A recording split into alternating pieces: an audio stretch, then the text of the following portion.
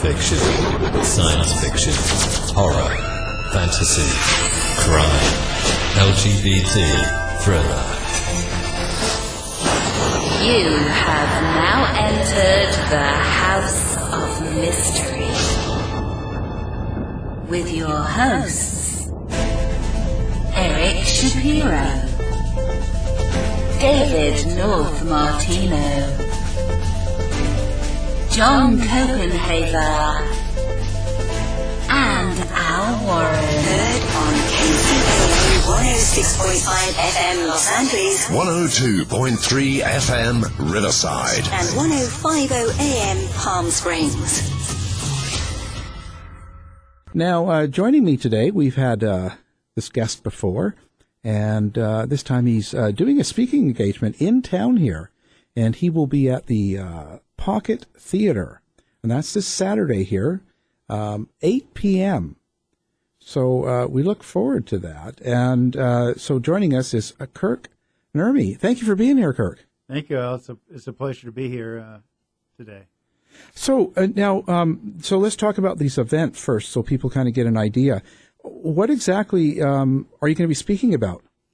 Well, my talk is entitled "Defending Your Greatness," and basically what it is when I went through the infamy that the Jodi Arias case brought about me, and the cancer that I believe was a byproduct of all that infamy and the death threats and those kind of things. When all those things came together, I started thinking about the lessons in life that I had learned from it, and the transformation I underwent when I decided I didn't want to practice law anymore, when I decided to step away from the profession.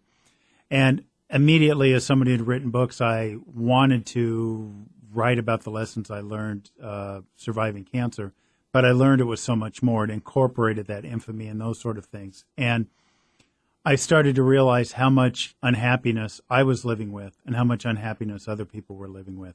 So my goal in Defending Your Greatness is to start reconnecting people to the joy that they've had in their lives at other periods of time when they were happy, when they were pursuing their greatness, who they wanted to be and what they wanted to do. So when you talk about that, I have to wonder, so when you get into a place where you start to slide, like you say, people are living unhappy, do you even notice this happening to you over a period of time? You know, I don't think I did. I think we're kind of trained to some degree, though, to tolerate, right? To tolerate our work, to tolerate our job, to tolerate a lot of stuff in terms of in pursuit of the paycheck, right? So one of the things that when cancer came into my life, I really took a look at for the first time, and I thought I was the only one who didn't ask myself this question.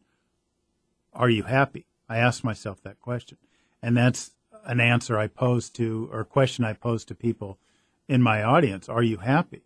And to start thinking about that life, because if you're not, then you're really starting to die in your life. So when you mention cancer and you bring it up, and you kind of attribute it seems like to the case you were doing for Jodi Arias, and that's sort of what led you into that. So the emotional unhappiness that you have from doing something like that, being, as you said earlier, trapped in that situation, do you think that kind of leads on the cancer or the sickness that happens to us in life? Well, I think it was the stress involved. I mean, I've heard of articles that saying 75% of blood-related cancers are caused by stress. So it was the stress of the entire situation. I don't know that it was the unhappiness, because maybe I didn't realize it. But I think our unhappiness can manifest itself in that way. It can manifest itself in unhealthy habits, maybe drinking too much, eating too much, smoking too much, or just things that we use to satiate ourselves to not confront the fact that we're not happy with the direction in our lives. You know, one of the things I gave a speech a while back, and one of the things I asked my audience is to think about that one thing that they wanted to do as a kid when they were 4 or 5, when they had that connection, they felt inspired, that realistic thing, not President of Mars type of thing. And everybody had a smile on their face when they thought about what it would be like to do that. And this speech happened to be on a Sunday, and I said, how do you feel about going to work Monday morning? And the mood in the room dropped, because nobody was excited about going to work Monday morning as much as they were that connection they had, what they really wanted to do. And so I think in that we start to recognize our unhappiness, and I think that we can take steps immediately to start bringing more joy into our lives, and that's what Defending Your Greatness is about. So what are the key steps that you suggest for people? Quit their job? Well, no, I say that a modicum of adult responsibility must be honored, but it might mean quitting their job. It might mean changing their circumstances. It might mean a new relationship. It might mean pursuing something. It might mean going on the course towards a different job. It might mean taking steps towards what they really want to do and what they really want to be. And it could mean quitting. It could mean quitting their job. I mean, ultimately, that's what I did. Well, how does this relate in your family situation? So, like when you're in that mindset, so you're in a pretty negative place, things are going bad. How can you judge what things in your life are good and what things are bad at that time? Do you know what I'm saying? Like when you're so overwhelmed. I think it's a matter of getting some peace and clarity into it. One of the keys, when I give this talk, I give different keys that I think that people need to do, and one of them is self-care. And part of it is taking care of yourself beyond just the eating right and exercising every once in a while. And one of the things that I'm a big advocate of is meditation. So kind of stepping away and connecting towards that so you have a sense of serenity. And I think that our heart is ultimately our connection to the universe, and we get guidance from the universal intelligence, spirit, whatever you want to call it. So how does that work for your family life? Like how did it go there in that way? Like how did this in my personal situation, is that what you're asking? Yeah. It was a matter of really sitting down and realizing that I wasn't happy and that I was stressed out and that I didn't want to live that way. And that was something, I guess, that I ultimately did on my own, because I remember having these inklings, not wanting to practice law and that sort of thing.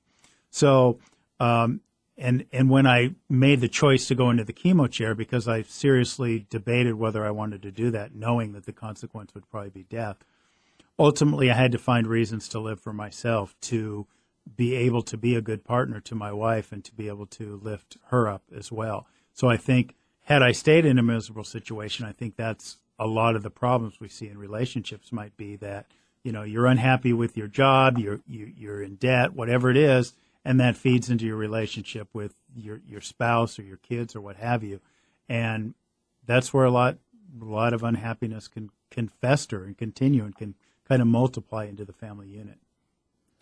What do you think was the key element that was probably the one that was causing you the most pain at the peak? I don't know. Okay. I don't know that I can isolate it, but I knew that when I confronted myself with that question, and I use the word confront because it's so easy to want to say yes to "Are you happy?" because that doesn't mean change. And this might be an indirect answer to your question, but I broke it down in three components. I looked at my personal life, my family life, and my career. And both my personal life and my family life were, A+, 10 out of 10 type of thing. But the career wasn't. And I began to kind of look at that. And it was a hard thing to do because it had been something that I worked so hard to obtain. And I'd been practicing law at that time for about 15 years, and obviously 3 years of law school and everything it takes to get in there. So it's quite a shock to my system. But I realized when I confronted myself with that question, I was just assuming I was happy because I was following a path that I had started 20 years ago. So I really looked at those different components of my life. And so I broke it down and said, the stress, the way I'm living, the lifestyle, how it's affecting me outside of the office, so to speak, was something that I wanted to change, because the moment for me, I guess, was the idea that when I made the choice to go into the chemo chair, I said to myself, I promised myself that I wasn't going to live whatever remaining days I had on this planet in the same way I'd lived the prior 40-something years. And so that was kind of a shifting moment for me in terms of how I was going to live. You know, when you talk about going into the chemo chair and the decision, maybe explain exactly what you mean by that for the listeners. Well, this was about in the fall of 2015. So Jodi Arias had been sentenced in April of 2015, and I was starting to feel like I didn't want to go back. And I didn't really know how to process and digest those feelings because of what I said earlier about what I had put into getting where I was. But, you know, I attribute it to burnout. I took the summer off. My wife and I went on vacations. And then when I was about ready to go back to my law practice, that's when I noticed the lymph node under my right armpit was inflamed. And it was removed, and there was that stage 3 non-Hodgkin's lymphoma staring in front of me. And there had to be a real decision. I mean, we come to that point where we say, do I want to keep living? Do I want to keep living? And if so, for what for? And I really took an in-depth look at it, you know, and it had to be just for me. It had to be that guiding force that I wanted. I wanted more time on this planet to follow a mission, to follow a purpose. So now that you've left the law behind you, how does it work for you now? Like, do you find that you miss the legal practicing? For what, I guess, for better terms, like, do you miss what you were doing compared to now? Not at all. Not at all. You know, when you're in that world, when you're in a certain world, when you're in a certain high stress, high anxiety kind of world, maybe you don't notice you're in it, you know, the hypervigilance and things like that. So there's a bit of, I guess, withdrawals from the hypervigilance was the closest I ever came to regret. But, you know, the world of a criminal defense lawyer, especially one doing capital cases, is a world of murder and mayhem. And I don't miss going to the office and looking at autopsy photographs and reading, you know, psychological assessments and doing those sort of things. I don't. I like having control of my life, and I'm letting joy be the guiding force of what I do with my days. Do you find yourself still following some of the news and some of the crime cases going on out there? Well, sure. I mean, I get called in to do legal commentary on HLN or different shows occasionally. So when that opportunity comes to me, I'll take a look at it. But I'll take a look at different cases and offer my thoughts. But I don't find myself following a lot of true crime and that sort of thing. I would say it would probably be hard to get out of your system after 15 years, just cold turkey. But well, you know, I always used to tell my wife I didn't want to watch those legal shows because it was like being at work. And now that I'm not doing it at work, I'm maybe a little more open to it. But yeah, it's kind of hard in some ways, but it's refreshing in others because, you know, the one inevitable in life is change, or one of the inevitables is change. And I think change is good, and it helps in the evolution. So when I go on and talk about some horrific murder case or something like that, I'm thankful that I'm not in the position of that attorney. So now, one thing I know I have to ask here, because I've been asked this a lot by listeners. Now, you wrote Trapped with Miss Arias, and you call it book 1 of 3. And a lot of people online and different places have asked when book 2's coming out. Are you going to continue the books on that, or are you just going to walk away from that right now? Well, right now, my only comment I offer on that, and I'm glad you brought that up, because that's the number one question I get all the time in my email or social media. And right now, I'm just saying that I'm not making any announcements about that at this point in time. So Miss Arias' case is still under appeal, that sort of thing. And I'm writing another book that's correlated to my talk that's more of a personal development, self-help book, and we'll see what the future holds. Yeah. No, it's just we get asked a lot. Oh, I totally get it. Still to this day, and I don't know what to tell people.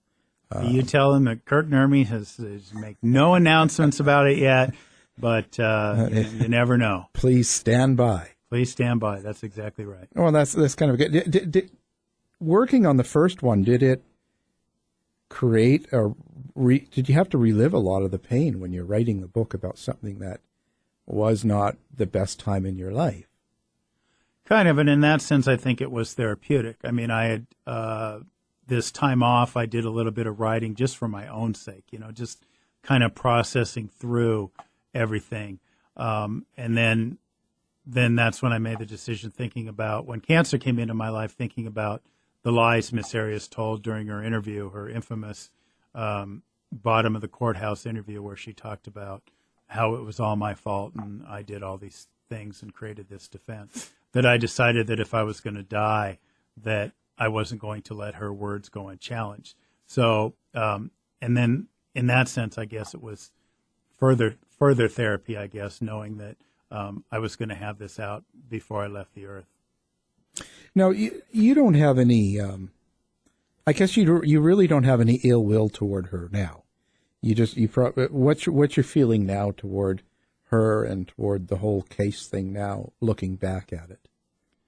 Well, I think there's two different ways to look at that question. Everything happens for a reason. I try not to have any ill will towards her. I try not to think about Miss Arias at all, quite frankly. But I think in the larger scheme of things, when I talk about that time in my life and that whole, what I call the reality show, a trial that became a reality show, is one of the concerns I have. It's something I wrote in the New York Daily News right after the Arias trial, was this idea of trials becoming reality shows and how that affects our justice system, especially when we talk about social media and threats to people, threats to witnesses, that sort of thing, threats to jurors. So I look at that case in that way and think that it's also very seminal and important to how we're going to deal with our justice system in the social media era. So just, I want to get into your new book, but sure. So do you think that then that trials really shouldn't be viewed on TV like they are now? Or do you think that maybe they should film them, show them later? Or, because I ask this of almost everybody that comes in, because of the effect that having it on TV 24/7 and the media, those nasty people like me, being outside or in the courtroom and doing all these things, how can that not affect the job that people do? Yeah, I mean, I think it's simple psychological observation effect, right? That people act different when they're being observed. It's an intangible thing that we can't quantify to see how that affects a trial. But it's not about nastiness so much. It's about, of the media, it's about the external forces that could affect the trial and the thirst for information. I think when we talk about trials in the social media era, we're talking about a different animal than we are when we're talking about a reporter watching the trial and standing on the street corner reporting at the 5 o'clock news. Tweeting, live streaming, those sort of things are a completely different animal. And while I'm one typically to think that the court should be as open as possible, I think the federal courts have it right in prohibiting filming the trials and particularly the live streaming. I mean, when we talk about the social media era, that the Arias trial was live streamed across the world, that obviously makes it different than the reporter standing on the 5 o'clock news. So I think the courts have to consider shutting some of those things down, or at least limiting what reporters can do. Yeah, it gets, because people, they get an opinion then, and it just creates that atmosphere. Because how many cases have you seen where, it's Michael Jackson or some of those cases where everybody already has an opinion, and then the verdict ends up opposite, and then you have an upset public because they don't see all of the evidence. Yeah, I mean, that's the countervailing theory, but at the same time, do people take feelings as fact? And that's the other thing you can never prevent. If somebody has an opinion, they're probably going to reject facts they don't like and still have that discontent with a particular verdict. Okay, so now you have a book out called Finding Your 2.0 Weight Loss. A deeper dive. So what's that book about? Well, that book actually came out about 2 years ago now. The immediate number one question I got when the Arias trial was over was, how did I lose the weight? I got that all the time.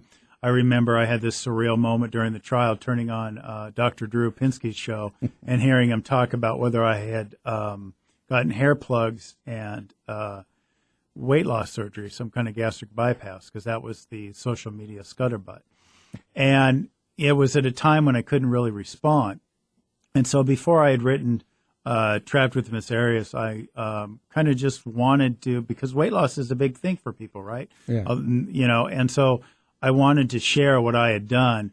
And after that, I revised that. It was just a little ebook, and I revised that into the book you referenced to kind of incorporate the lessons I learned about food during cancer, some of those emotional connections, some of the reasons why we're eating this bad food, to feel good. Like, a lot of people listening probably had similar experience. Like, you get a good report card, you get to go out for ice cream, right? Mm-hmm. Or you had a rough day, you get to have a meal that's not so healthy and that's comforting and that puts a few pounds on you down the road, kind of thing. So the point of that being, I really wanted people to understand how I lost weight, that I didn't do it, surgically. There's nothing wrong with that. But I mean, I'm saying I wanted people to know how to do it if they wanted that to be in their lives. And I wanted people to think about where they're at and why they're eating what they're eating, to have that kind of personal responsibility, but also a kind of connection to understanding why they're doing it so they can stop doing it. And the hair plugs? No.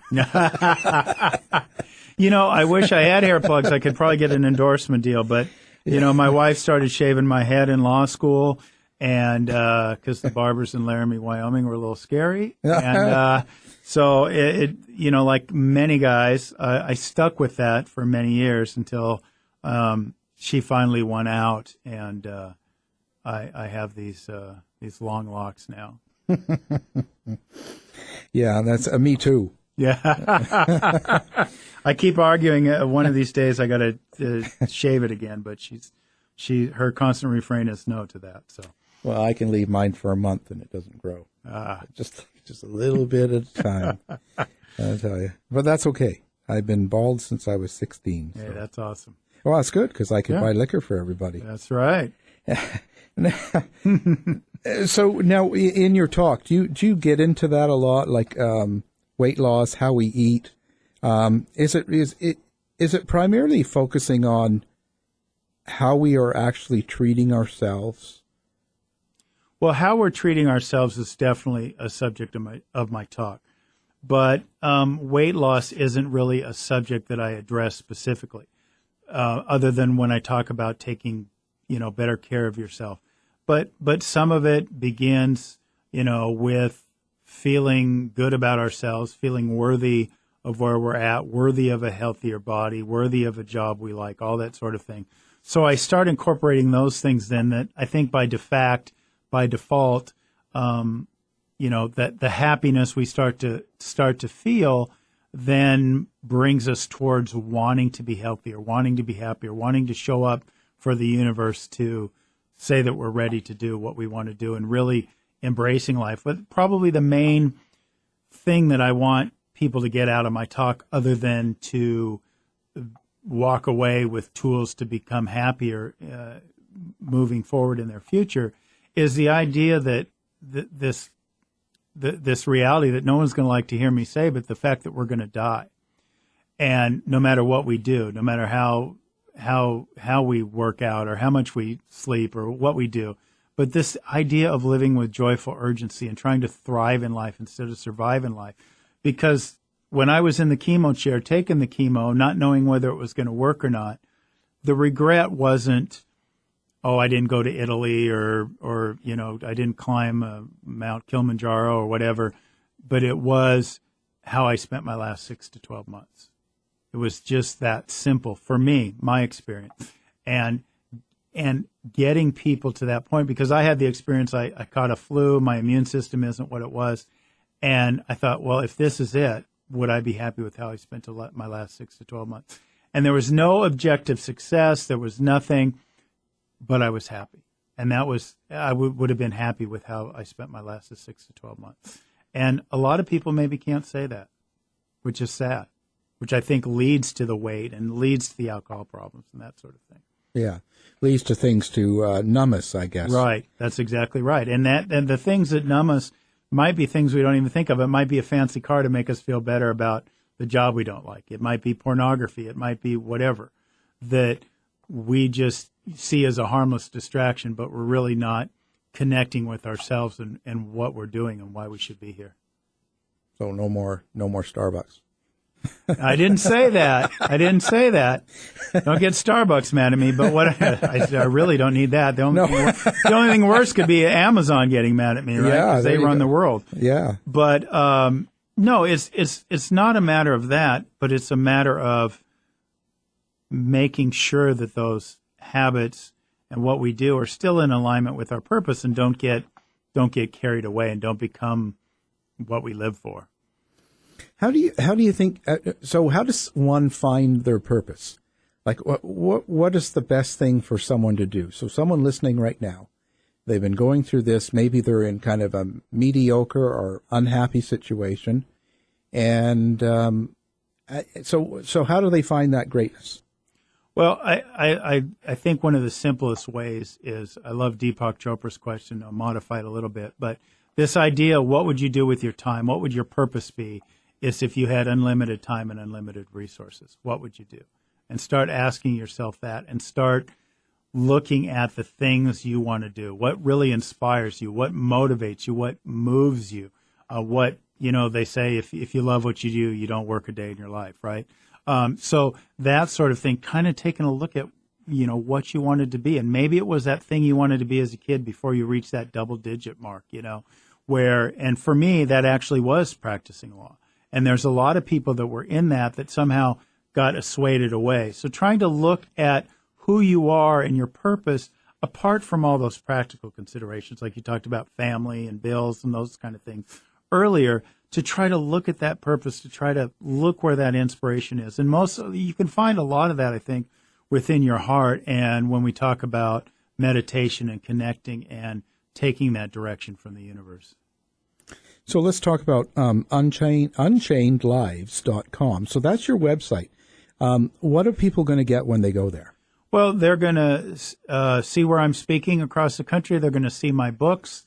I post a lot about my appearances, that sort of thing. Some of my YouTube videos. I try as best I can to inspire people through YouTube. Now, I know not everybody can travel to Seattle to come see my talk or wherever I'm going. So I try to offer everybody a little bit of inspiration. And I think one of the important keys of that website is the domain name, that Unchained Lives, because we chain ourselves too much to practicality or to convention or to how our parents told us how to live. Like I was raised, and I just had an emotional experience this afternoon visiting my grandparents' gravesite. Well, they grew up in the Depression, and to them, happiness was knowing where your next meal is going to be and having a steady job. And I had to be able to break through some of those things to reconnect with my life purpose. And all of us have those things, those traditions, those childhood imprinting that we need to move away from we need to unchain ourselves from in order to grow. And that's what I think Unchained Lives is the way we should be living. And what I offer on the website is different things. And when my new book comes out in January, Defending Your Greatness comes out in January, that'll be up there as well, because it's really, I tried to keep the website as simple as possible because I'm not interested in a complex mail list and all that stuff. I'm interested in connecting with people and giving them thoughts on how they can insert some joy into their life as soon as possible. Do you see the world as a really difficult place right now, more so than 10 years ago? I think that each one of us has a choice to make about how we let external influences affect us. So the difficulty is what we allow it to be. We can let our current political, socioeconomic climate, whatever you want to label you want to put to it, as a source of something we should worry about every day. Or we could think about it in a way that that this is how it's supposed to be. There's perfection in the universe, and we have to live our lives. And, no matter what you think of the current state of politics, maybe that's there to inspire people to vote. Maybe it's there for us to take a look at who we elect as our leaders. Maybe it's to bring out some of these divisions in the country so they can be healed. There could be a lot of purposes for it, but we can be affected by anything external if we allow it. I mean, we can be affected by what the president says, no matter who the president is, whether it was Obama or Trump, or we can be affected all week by the fact that the Seahawks aren't very good, right? or the Mariners didn't make the playoffs after spending all that money, right? All that stuff. We can be affected by that, but in the end, it's transitory. And what stays is us. What stays is our life. And our happiness doesn't have to be affected by those external circumstances. So to get to your question is, the difficulty or simplicity of life really lies within us and our decisions that we make and how we react to things or how we respond to things. So working on your new book, Defending Your Greatness, what was kind of behind that for you? Like what drew you to write that, and when it comes out in January, what is it you hope people are going to be getting out of that? Well, yeah, when I survived cancer and became a cancer survivor in February of 2016, a lot of my inner voice and a lot of other people were suggesting that I write something, that I write a book or something about it. And I'd written a blog for a cancer website, cancer-related website. But I felt like I wanted to do more. I wanted to explain my cancer journey. And I'd written a couple manuscripts, and they weren't to my liking. I was getting frustrated with them. And then I started realizing, as I started going deeper inside myself, I started realizing that there was something more to it. It was more general lessons. So the Defending Your Greatness came out of that. So it's not just about the lessons of infamy and cancer, and with the emphasis on cancer, but it's the infamy, the cancer, the stress, all those things, and how all of us could turn those things around. Because the cancer was just really a symbol of mortality. I mean, at 49 years old, I had not really contemplated my mortality. I was going to be hit by a bus, or it was going to be something I had to worry about 20 years down the road, right? And contemplating that mortality is something we should do because, like I said earlier, our time is limited.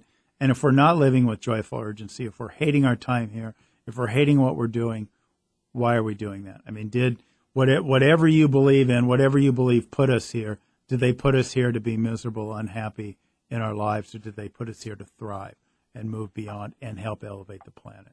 So that's what I want people to get out of Defending Their Greatness, because I believe that each one of us was born great, and it's those practical considerations that we chain ourselves to, that we need to unchain ourselves from, is really what can restrict our happiness. Because going back to my situation, I could have fought the bar. I could have tried to retain my license. I could have done all that just out of ego, just like, no, I'm not going to give this up. I earned this, that sort of thing. I didn't do anything wrong. But to what end? Because I didn't want the win. I didn't want the law license, So that was a real great moment for me to realize I was unchaining myself from my past and moving in a direction that felt good to my heart. And that's why we're sitting here today. So now today, so things are good. Do you still go through bad times and depression, and you still have rough periods now? Sure, you bet. I mean, we all have emotions. It's not about rejecting emotions. It's about embracing them and understanding the lessons that we can get out of the emotions. So yeah, I have what we would call good times and bad times, but I typically try to refrain from putting that judgment on it and just embrace the feelings I have and try to get the lessons I have. Sure, I go through times where, I wish, I was speaking at the Key Arena or Safeco Field and affecting 50,000 lives instead of the Pocket Theater, with all due respect. But, there's those kind of times. But I also realize that what is meant to be is being and is playing out. So how has this changed you spiritually in that sense? Like, were you because I get a sense of some sort of spiritualism. Were you religious before cancer, or like how did that change your whole perspective on the universe as from before till now? I think when I started writing Defending Your Greatness, I started looking at things in my life that happened with a new perspective. And it definitely feel like I'm a more spiritual person than I was before. I wouldn't call myself religious or hyper-religious or anything.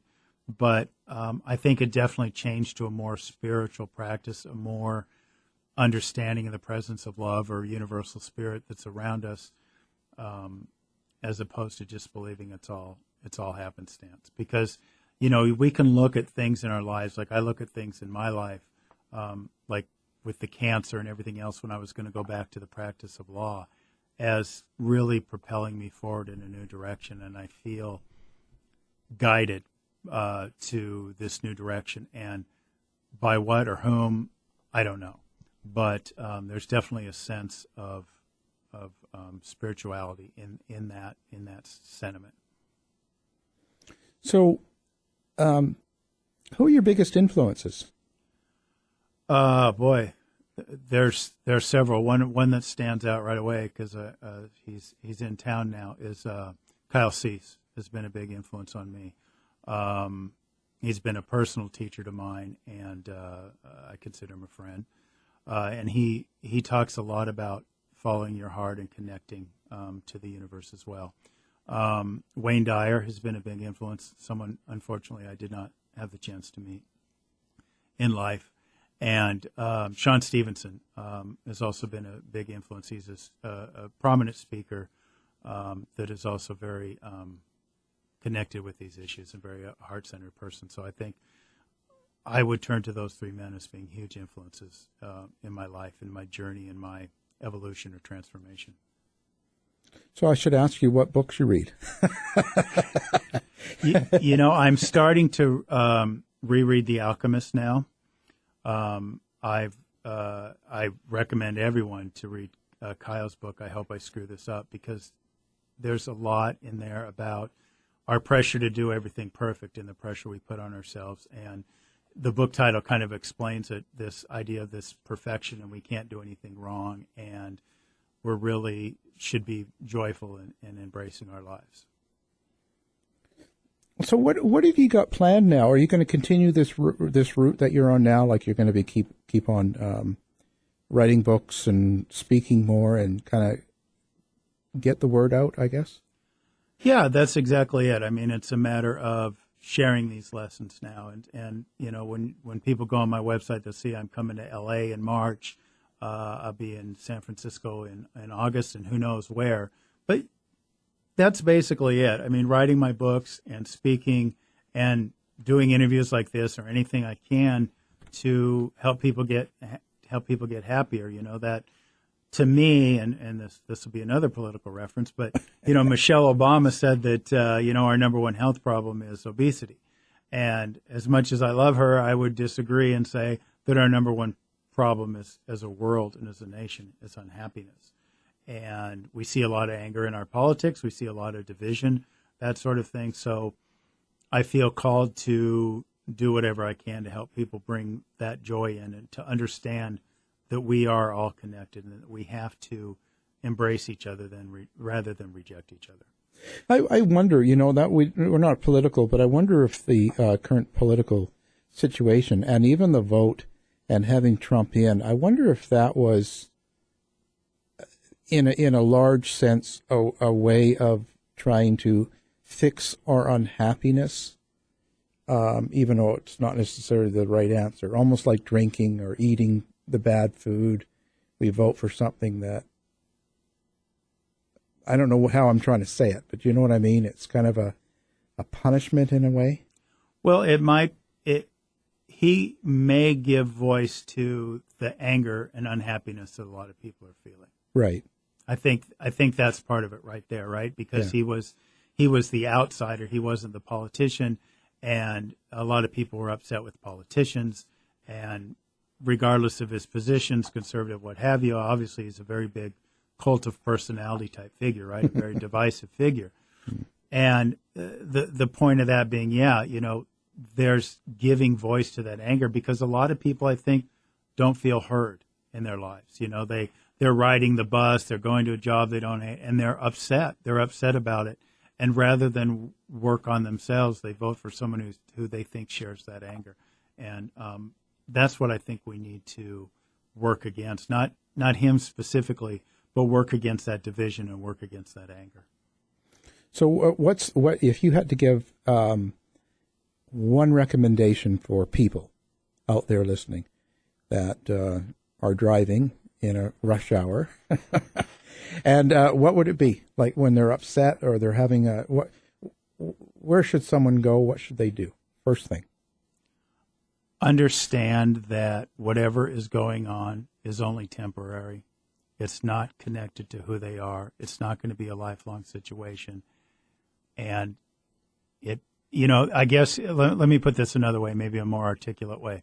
One of the things that I tell myself now is that if I'm not going to worry about whatever it is that I'm unhappy about on my deathbed, why worry about it now?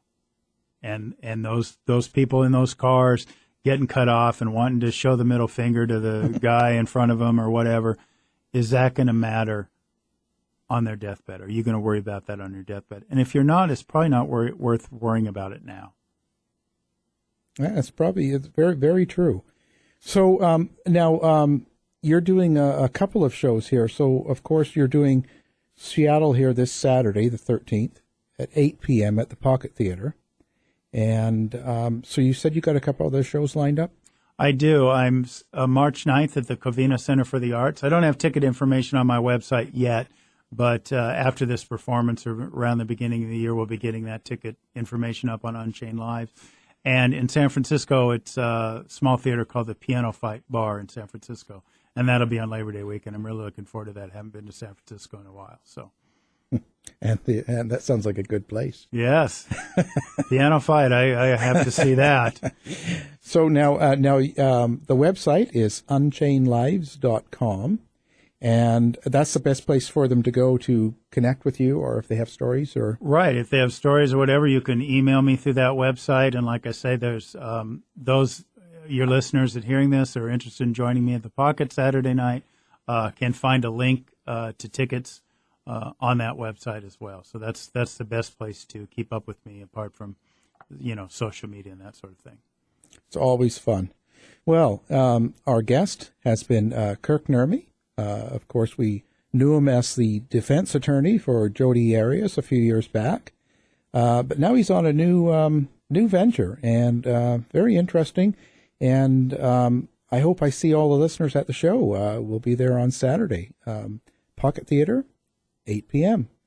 Kirk, thank you very much for being here. Thank you, Al. A pleasure. To find out more about our show, guests, or to listen to past shows from our archive, please go to www.houseofmysteryradio.com. Show's over for now. Was it as good for you as it was for me? Well, good night. This has been a production of Something Weird Media. I'll be back.